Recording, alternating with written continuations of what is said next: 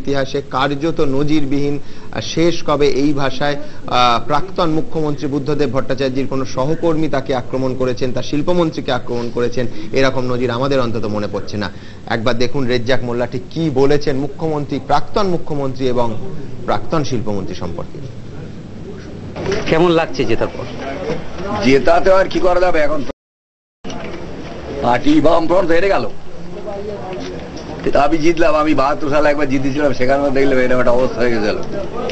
আবার এবারেও জিতলাম, কিন্তু সেও আবার কি অবস্থা হয়েছে কে জানে। লোকের জন্য তো বলছে সব বড় বড় নেতারা হেরে গেছে।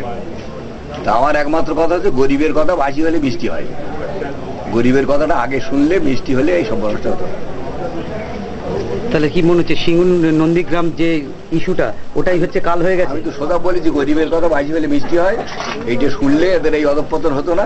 এখন শুনছি, এখন আর কিছু হবে না। বুদ্ধদেব ভট্টাচার্য হেরে গেছেন।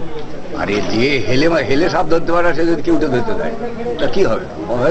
তার শিল্পনীতিটাকে কি মনে হচ্ছে? ওই কেউটে ধরা হয়, হেলে ধরতে পারে না, কেউটে ধরতে দেওয়া। হেলে ধরতে পারে না, কেউটে ধরতে হয়। আগামী দিনে যদি বিরোধী দলনেতা হিসেবে আপনাকে আসতে হয়, তাহলে সেক্ষেত্রে গভর্নমেন্টের কি কি পদক্ষেপগুলোকে সাপোর্ট করবে না কি করবেন? আমার বিরোধী দলনেতা বসে আমি চিরকাল বিরোধী, দলের মধ্যে আমি বিরোধী। আবার কে বিরোধী আলাদা হোক।